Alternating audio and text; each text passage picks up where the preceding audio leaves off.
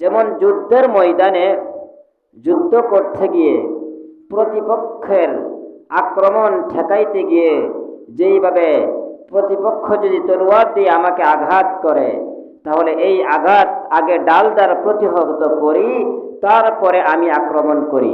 কিন্তু আমি নিজেই যদি আক্রান্ত হয়ে যাই, তাহলে আমি আর নিজে কিভাবে আক্রমণ করব? এই জন্যই আগে প্রতিহত করা লাগে, তারপরে আক্রমণ করা লাগে। ঠিক তেমনিভাবে জাহান্নাম বড় ভয়াবহ জিনিস। এই জাহান্নামের আগুন প্রতিহত করবে একমাত্র রোজা। এই জন্যই রোজা হচ্ছে ডাল স্বরূপ। আর এই রোজা যেহেতু ডাল স্বরূপ জাহান্নামের আগুন থেকে বাঁচার ব্যবস্থা, তাহলে আল্লাহ রাব্বুল আলামিন আমাদের উপর রোজা দিয়ে বড় ইহসান করেছেন, বড় দয়া করেছেন, মায়া করেছেন, মহব্বত করেছেন। এই জন্য আল্লাহ রাব্বুল আলামিন আমাদেরকে রোজা দিয়েছেন জাহান্নামের আগুন থেকে বাঁচার জন্য। আল্লাহ রাব্বুল আলামিন রোজা পালন করলে কি লাভ হয়? আল্লাহ রাব্বুল আলামিন বলছেন, লাআল্লাকুম তাত্তাকুন। প্রথমেই বলছেন, হে ঈমানদারগণ, তোমাদের উপর রোজা ফরজ করা হয়েছে যেমনইভাবে ফরজ করা হয়েছিল তোমাদের পূর্ববর্তীদের উপর। লাআল্লাকুম তাত্তাকুন, যাতে তোমরা পরহেজগার হইতে পারো। তাত্তাকুন মানে মুত্তাকি হইতে পারো, পরহেজগার হইতে পারো। মুত্তাকিন পরহেজগার, অর্থাৎ আল্লাহকে ভয় করার মতো অবস্থা, যাতে তোমরা মুত্তাকি হয়ে জাহান্নাম থেকে বাঁচতে পারো। হযরত উমর রাদিয়াল্লাহু তাআলা আনহু হযরত উবাই ইবনে কাব রাদিয়াল্লাহু তাআলা আনহুকে জিজ্ঞাসা করলেন, হে উবাই ইবনে কাব, বলো তো দেখি তাকওয়া কাকে বলা হয়? তাকওয়া কোন জিনিস? যেই তাকওয়ার মাধ্যমে জাহান্নামের আগুন থেকে বাঁচা যায়, যেই তাকওয়ার মাধ্যমে জাহান্নামের আগুন থেকে বেঁচে জান্নাতে প্রবেশ করা যায়, ওই তাকওয়া কোন জিনিস? হযরত উবাই ইবনে কাব রাদিয়াল্লাহু তাআলা আনহু জবাবে বললেন, হে উমর ফারুক রাদিয়াল্লাহু তাআলা আনহু, আপনি কি কাঠা কাঠাওয়ালা জঙ্গল, এই জঙ্গলের পাশ দিয়ে কি আপনি অতিক্রম করেছেন, চলাফেরা করেছেন? হযরত উমর রাদিয়াল্লাহু তাআলা আনহু বললেন, জঙ্গল, যেই জঙ্গলে কাঠাযুক্ত জঙ্গল, এই জঙ্গল দিয়ে আমি অতিক্রম করেছি। হযরত উবাই ইবনে কাব রাদিয়াল্লাহু তাআলা আনহু বললেন, হে উমর ফারুক রাদিয়াল্লাহু তাআলা আনহু, আপনি অতিক্রম করার সময় কিভাবে জঙ্গল দিয়ে অতিক্রম করলেন? অতিক্রমের তরিকা কি, রাস্তা কি, পন্থা কি? হযরত উমর ফারুক রাদিয়াল্লাহু তাআলা আনহু বললেন, আমি এমন ভাবে জঙ্গল অতিক্রম করেছি যাতে আমার শরীরে কোনো কাঁটা না লাগে, আমার শরীরে কাঁটা না বিঁধে, এইভাবে আমি বাসে বেছে আমার কাপড় তুলে তুলে যেই জায়গায় কাঁটা নাই সেই জায়গায় পাড়া দিয়ে দিয়ে আমি ওই জঙ্গল অতিক্রম করেছি। ওই জবাব শুনে উবাই ইবনে কাব রাদিয়াল্লাহু তাআলা আনহু বললেন, হে উমর, এটার নামেই হইল তাকওয়া। অর্থাৎ দুনিয়ায় জাহান্নামের আসবাব দিয়ে ভরা, দুনিয়ার গুনাহযুক্ত দুনিয়া, এই গুনাহযুক্ত দুনিয়া দিয়ে তোমরা অতিক্রম করবার সময় এমন ভাবে অতিক্রম করবা যাতে দুনিয়ার গুনাহগুলো তোমার গায়ে না লাগে, এইভাবে অতিক্রম করবা। দুনিয়ায় গুনাহের পরিবেশ করে দেওয়া হয়েছে, গুনাহের পরিবেশ, এমন ভাবে অতিক্রম করবা, দুনিয়া থেকে যাইবা, এমন ভাবে চলাফেরা করবা গুনার আসর যাতে তোমার গায়ে না লাগে, গুনার আসর যাতে তোমার গায়ে না লাগে, এইভাবে দুনিয়া থেকে তুমি অতিক্রম করতে হবে। বাইং মাছ মাটির অনেক গভীরে থাকে, কিন্তু সে মাটির গভীরে থাকার ফলেও সে এমনভাবে তাকে আনার পরে বোঝা যায় মাটি তেমন লাগে নাই। ঠিক তেমনিভাবে দুনিয়ায় জাহান্নামের পরিবেশ করে দেওয়া হয়েছে। নারী আছে, ওই নারীর দিকে যদি আমরা অবৈধ নজরে তাকাই তাহলে আমি দুনিয়ায় পড়ে গেলাম। দুনিয়ায় সুদ আছে, ওই সুদ আমি যদি গ্রহণ করি তাহলে দুনিয়ার প্রেমে পড়ে গেলাম, আমি তাকওয়া অর্জন করতে পারলাম না। ঘুষ আছে, আমি ঘুষ গ্রহণ করলাম, তাহলে আমার তাকওয়া হলো না। এইভাবে ডাকাতি, চুরি, রাহাজারি, মদ, জুয়া এগুলা দিয়ে দুনিয়ায় পরিবেশটা ভরা। সুতরাং তুমি যদি এগুলার থেকে বেঁচে বেঁচে তোমার পা, তোমার হাত, তোমার চোখ, নাক, কান এগুলার থেকে বেঁচে বেঁচে আসতে পারো তাহলেই তুমি তাকওয়া, আর তুমি মুত্তাকি। আর ওই মুত্তাকি যারা আছে তাদের জন্যই আল্লাহ রাব্বুল আলামিন সুসংবাদ দিয়েছেন।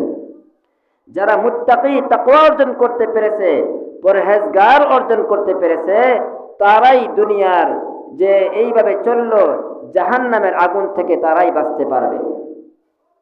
এই জন্যই রোজা আল্লাহ রাব্বুল আলামিন দিয়েছেন তাকওয়া অর্জন করার জন্য।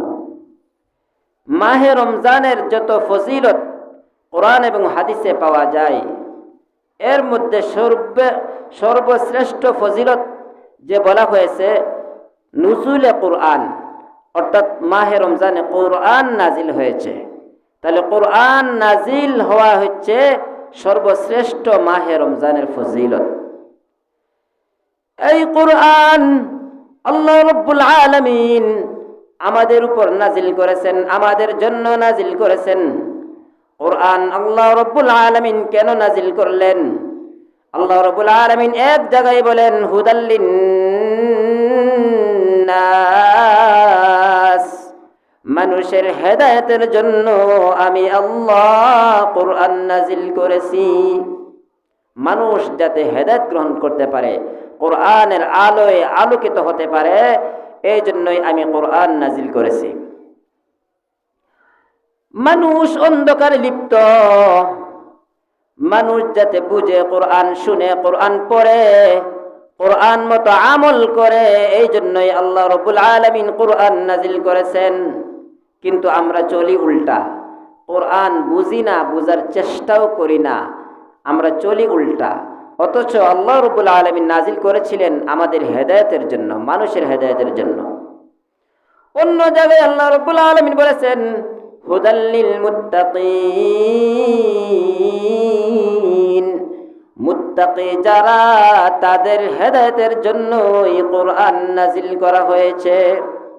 মুত্তাকি যারা তাদের হেদায়েতের জন্য। তাহলে প্রশ্ন আসতে পারে, মুত্তাকি তো এমনিই আল্লাহকে ভয় করে, তাহলে তার হেদায়েত আবার কি দরকার? এর উত্তরে বলা হয় যে যাদের হেদায়েত আছে তাদের হেদায়েতের দরজা বুলন্দ হওয়ার জন্য এই কোরআন নাজিল করা হয়েছে। অর্থাৎ তারা এমনিতেই গুনাহের কাজ পরিত্যাগ করে মুত্তাকি হয়েছে, তারা যাতে জান্নাতের সর্বোচ্চ পর্যায়ে যাইতে পারে, একের পর এক ধাপ উন্নীত হতে পারে, এই জন্য কোরআন নাজিল হয়েছে। সুবহানাল্লাহ। আল্লাহ রাব্বুল আলামিন মাহে রমজান আমাদের জন্য কেন দিয়েছেন? মাহে রমজানের মূল কি? মাহে রমজানের মূল হইল মাহে রমজানে আমল করে যাতে গুনাহের কাজ না করি। আর এইভাবে মাহে রমজানের আমলটা সারা বৎসর এইভাবে আমলে পরিণত হয়ে যায়। মানুষ যখন গুনাহের কাজ করে, হারাম কাজ করে, ওই মানুষটার অন্তর হয়ে যায়, একটা হারাম কাজ করলে তার কলবে একটি দাগ পড়ে যায়, এইভাবে আরেকটা হারাম কাজ করলে আরেকটি দাগ হয়ে যায়। এইভাবে একের পর এক হারাম কাজ করতে করতে, এটা হাদিসের কথা, হারাম কাজ করতে করতে, গুনাহের কাজ করতে করতে একের পর এক দাগ পড়তেই থাকে, পড়তেই থাকে। এক পর্যায়ে তার কলব এমন অন্ধকার হয়ে যায়, তখন সে ভালো কোন জিনিস, মন্দ কোন জিনিস বুঝতে পারে না। গাঁজা খেতে খেতে, মদ খেতে খেতে অন্তরটা এমন অন্ধকার করে ফেলেছে, তখন তাকে যদি নামাজের কথা বলা হয় তখন তার নামাজ ভালো লাগে না, রোজার কথা বলা হলে রোজার ভালো লাগে না, এইভাবে আমলের কথা বলা হইলে তার আমল ভালো লাগে না। বুঝতে হবে তার অন্তর খারাপ হয়ে গেছে। আর এই অন্তর পরিষ্কার করতে হইলেই কোরআনুল কারীমের তেলাওয়াত বাড়িয়ে দিতে হবে।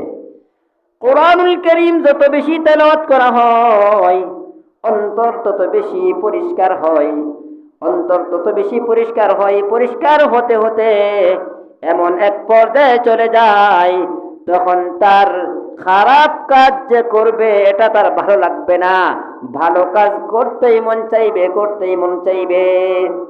এই জন্য কোরআন নাজিল হয়েছে এই মাসে। আল্লাহ রাব্বুল আলামিন এই মাসে কোরআন নাজিল করেছেন। কোরআন নাজিল এই মাসে যে করেছেন, এই মাসের কোন দিন কোরআন নাজিল করেছেন এর জবাবে আল্লাহ রাব্বুল আলামিন অন্য একটি সূরার মধ্যে বলে দিয়েছেন। আল্লাহ রাব্বুল আলামিন সূরাতুল কদরের মধ্যে বলেছেন, ইন্না আনজালনাহু ফি লাইলাতিল কদর ওয়া মা আদরাকা মা লাইলাতুল কদর লাইলাতুল কদরি খায়রুম মিন আলফি শাহর তানাজ্জালুল মালাইকাতু ওয়ার রূহু ফিহা বিইذনি রাব্বিহিম মিন কুল্লি আমর সালামুন হিয়া হাত্তা মাতলাইল ফাজর। আল্লাহ রাব্বুল আলামিন বলেছেন, ইন্না আনজালনাহু, নিশ্চয় এই কোরআন, ফি লাইলাতুল কদর, লাইলাতুল কদরের রজনীতে আমি আল্লাহ এই কোরআন নাজিল করেছি। সুবহানাল্লাহ। লাইলাতুল কদরের রজনীতে আল্লাহ রাব্বুল আলামিন এই কোরআন নাজিল করেছেন। আর লাইলাতুল কদর কোন দিন? এটা হচ্ছে রমজান মাস। আল্লাহ রাসূলের হাদিসে আছে যে মাহে রমজানের বেজুর রজনীতে তোমরা লাইলাতুল কদর তালাশ করতে থাকো। আর যে ব্যক্তি লাইলাতুল কদর পেয়ে গেল তার সৌভাগ্যের শেষ নাই। কারণ লাইলাতুল কদর সে যদি নিজের গুনাহ মাফ করাইতে পারে, জীবনের গুনাহ, তাহলে কাওয়ালাদাতহু উম্মু, অর্থাৎ একজন বাচ্চা যখন তার মার গর্ভ থেকে বাচ্চা যখন প্রসব করে তার যেরকম কোনো গুনাহ থাকে না, ঠিক তেমনি ভাবে তারও কোনো গুনাহ থাকবে না। সুবহানাল্লাহ। যখন তার কোনো গুনাহই থাকলো না তখন তো সে মাসুম বাচ্চার মতো বেগুনাহ হয়ে গেল, মাসুম হয়ে গেল। তখন তার এই সময় যদি তার মওতও হয়ে যায়, আল্লাহর দরবারে বেগুনাহ অবস্থায় মওত অর্জন হইল। আর আল্লাহ রাব্বুল আলামিন যেহেতু তার কোনো গুনাহ রইল না, আল্লাহ রাব্বুল আলামিন তাকে জান্নাতে যাওয়ার পথ সহজ করে দিবেন। সুবহানাল্লাহ। এই জন্যই এই কোরআন নাজিলের মাস আমরা বেশি বেশি করে এই কোরআনকে তেলাওয়াত করব এবং কোরআনের আমল করব। কোরআনের আমল, একটি আমল রয়েছে যে বেশি বেশি করে সদকা খায়রাত করা। যে যত বেশি বেশি করে সদকা খায়রাত করবে সে কোরআনের উপর আমল করলো। হাদিস শরীফের মধ্যে উল্লেখ আছে নবীজি সাল্লাল্লাহু আলাইহি ওয়াসাল্লাম এই মাসে বেশি বেশি করে সদকা খায়রাত করতেন। কারণ মাহে রমজানে একটি নফল ইবাদত করলে আল্লাহ রাব্বুল আলামিন ফরজের সমতুল্য সওয়াব দান করেন। আর একটি ফরজ ইবাদত করলে 70টি ফরজের সওয়াব দান করেন। তাহলে একটি টাকাও যদি আল্লাহ রাস্তায় সদকা খায়রাত করি, একজন গরিবকে যদি একটা খেজুরও খাওয়াই, ইফতার করাই, তাহলে তো আল্লাহ রাব্বুল আলামিন বাড়াইতে বাড়াইতে এমন পর্যায়ে নেবেন, এমনকি এটাও উসিলা হতে পারে আল্লাহ রাব্বুল আলামিন জাহান্নাম থেকে মুক্ত করে দিবেন। সুবহানাল্লাহ। আল্লাহ রাব্বুল আলামিন সদকা খায়রাতের একটি উদাহরণ দিয়ে বলেছেন, مثل الذين ينفقون أموالهم في سبيل الله كمثل حبة أنبتت 7 سنابل في كل سنبلة 100 حبة والله يضاعف لمن يشاء والله واسع عليم।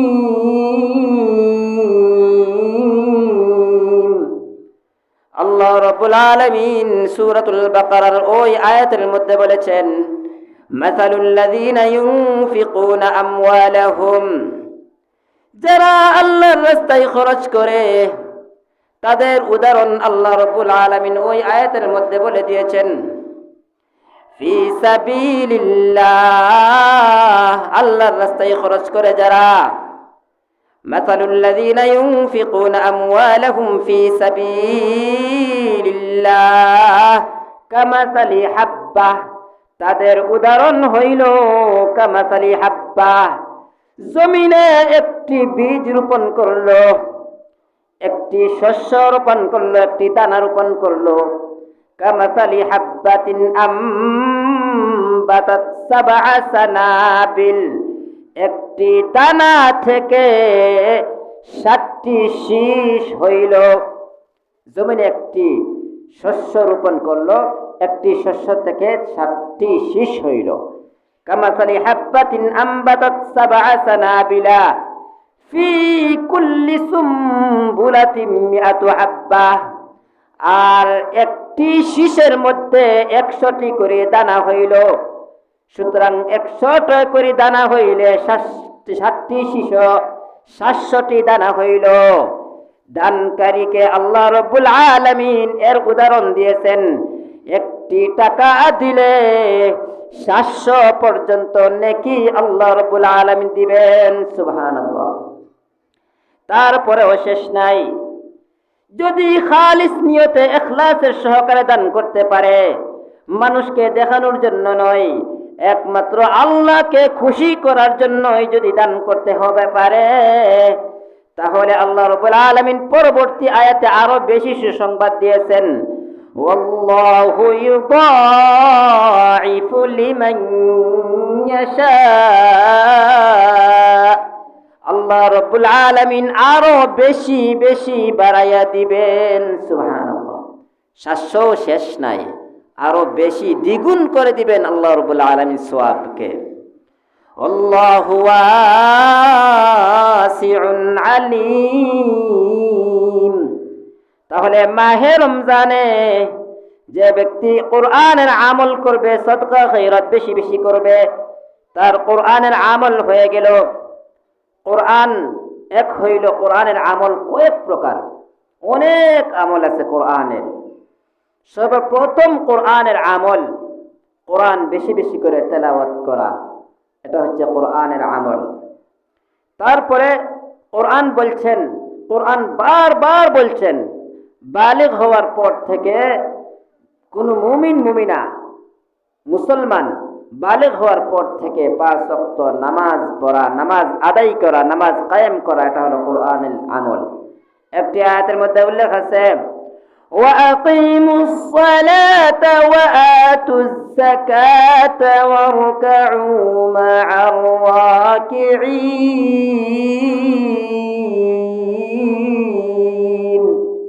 আকিমুস সালাতা, নামাজ প্রতিষ্ঠা করা। কোরআনের আমল হইল নামাজ প্রতিষ্ঠা করা। ওয়া আতুজ যাকাত, সম্পদশালী যারা আছে যাকাত প্রদান করা। ওয়ারকাউ মা'আর রাকিঈন, এই আয়াত দ্বারা মুফাসসিরিনে কেরাম বলেছেন, জামাতের সহকারে নামাজ আদায় করা কোরআনের আমল। মাহে রমজানে রোজা রাখলাম আর আমল করলাম না, নামাজ পড়লাম না, শুধু রোজাই রাখলাম, এই রোজার তেমন ফায়দা নেই। কারণ রোজা রাখার মেইন উদ্দেশ্য হইল তাকওয়া হাসিল করা। তাকওয়া হাসিল করা, হারাম থেকে বেঁচে থাকা। হারাম থেকে কিভাবে বাঁচবেন? হারাম থেকে মাহে রমজানে যখন মানুষ আল্লাহ রাব্বুল আলামিন মাহে রমজানে দিনের বেলায় হালাল দুইটি জিনিস হালাল, তারপরেও দিনের বেলায় আল্লাহ রাব্বুল আলামিন হারাম করে দিয়েছেন। যেমন খাদ্যদ্রব্য সারা বৎসরেই খানা আমাদের জন্য হালাল, সারা বৎসরেই খাইতে পারবো, হালাল খাদ্য খাইতে পারবো। কিন্তু মাহে রমজানে আল্লাহ রাব্বুল আলামিন দিনের বেলায় হালাল খানাও নিষিদ্ধ করে দিয়েছেন। কারণ মানুষ প্রথমে শাক সবজি খায়, তারপরে তার চাহিদা বেড়ে যায়, শুটকি খায়, তার আরও চাহিদা বেড়ে যায়, মাছ খায়, তার আরও চাহিদা বেড়ে যায়, গোশত খায়। এইভাবে চাহিদা বাড়তে বাড়তে এক পর্যায়ে তার এমন চাহিদা বেড়ে যায়, হালাল খাদ্যই সে হালালেই খাইছে, এমন চাহিদা বেড়ে গেছে তার ওই দ্রব্যগুলা কেনার মতো তার টাকা পয়সা নাই, কিন্তু তার চাহিদা বেশি। তাহলে সে কিসের আশ্রয় নিবে? তখন সে হারামে আশ্রয় নিবে। মানুষের কাছ থেকে চুরি করে খাইতে চাইবে, ডাকাতি করে খাইতে চাইবে, রাহাজানি করে খাইতে চাইবে, কারণ তার তো চাহিদা বেশি বেড়ে গেছে। এই কারণে আল্লাহ রাব্বুল আলামিন মাহে রমজানে যাতে লাগাম টেনে দেওয়া হয়, যে হালাল খাইতে খাইতেও এক পর্যায়ে মানুষ হারামের পর্যায়ে চলে যেতে পারে, এই জন্য মাহে রমজানে হালাল জিনিসগুলো আল্লাহ রাব্বুল আলামিন দিনের বেলায় হারাম করে দিয়েছেন, যাতে এক মাস তোমরা লাগাম টেনে ধরো, বাকি 11 মাস যাতে তোমরা এই এক মাস অনুযায়ী যেইভাবে লাগাম টেনে ধরা হয়েছে, বাকি 11 মাস যাতে হারামের কাছেই না যাও, এই জন্য আল্লাহ রাব্বুল আলামিন এই এক মাস হালাল খাদ্য থেকেও বিরত রাখছেন। সুবহানাল্লাহ। এইভাবে স্ত্রী সহবাস করা তো হালাল, কিন্তু মানুষ ওই হালাল গ্রহণ করতে করতে এক পর্যায়ে রুচি অন্য মহিলার দিকে চলে যাইতে পারে। আল্লাহ রাব্বুল আলামিন যা প্রমাণ দুনিয়াতে আছে, অনেক প্রমাণ আছে। আল্লাহ রাব্বুল আলামিন ওই মাহে রমজানের এক মাস দিনের বেলায় আল্লাহ রাব্বুল আলামিন স্ত্রী সহবাস থেকে বিরত রাখছেন। কারণ কি? যাতে ওই এক মাস হালাল জিনিস হইলেও আল্লাহর হুকুম পালন করার কারণে, যেইভাবে হালাল জিনিসও আল্লাহর ভয়ে তুমি করছো না, আল্লাহ নিষিদ্ধ কাজের কারণে করছো না, ঠিক এক মাসের উদাহরণ সারা বৎসর যাতে তোমাদের জন্য হারামের কাছেও না যাওয়া যায়, এই জন্য আল্লাহ রাব্বুল আলামিন এক মাস স্ত্রী সহবাস দিনের বেলায় আল্লাহ রাব্বুল আলামিন নিষিদ্ধ করে দিন। তাহলে ওই একটি মাসে আমরা যদি হারাম থেকে বাঁচতে পারি, হালাল গ্রহণ করতে পারি, হালাল যদি মানিয়ে চলতে পারি, তাহলে বাকি 11 মাসও এই অভ্যাসে পরিণত হয়ে যাবে। আর বাকি 11 মাস যখন আমি হারাম থেকে বেঁচে থাকবো, এইভাবে প্রতি বছরেই রমজান আসবে, প্রতি বছরেই আমরা হারাম থেকে বেঁচে থাকবো, হালাল কাজ করব। প্রতি বছরে এইভাবে করতে করতে যখন আমাদের জিন্দেগি কাটায় নিব, এই তাকওয়া অর্জনের মাধ্যমে জিন্দেগি কাটায় নিব, মরণের সময় আমাদের কোনো ভয় থাকবে না, টেনশন থাকবে না।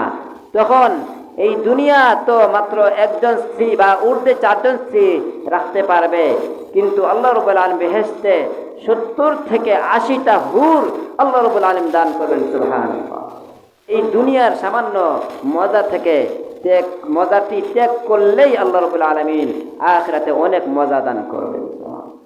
এইভাবে দুনিয়াতে আমরা কি আর খাই, 18,000 মাখলুকাত আল্লাহ রাব্বুল আলামিন সকলকেই খাওয়াচ্ছেন, আমরা কিই খাই, কিন্তু ওই আল্লাহর হুকুম মতো যদি ওই জিন্দগিটা কাটায় নিতে পারি, আল্লাহ রাব্বুল আলামিন আখিরাতের ময়দানে আমরা যাহাই চাইব, আল্লাহ রাব্বুল আলামিন নিজেই বলছেন, ওয়ালাকুম ফিহা মা তাশতাহিহিল আনফুস ওয়া তালাযুল আ'য়ুন।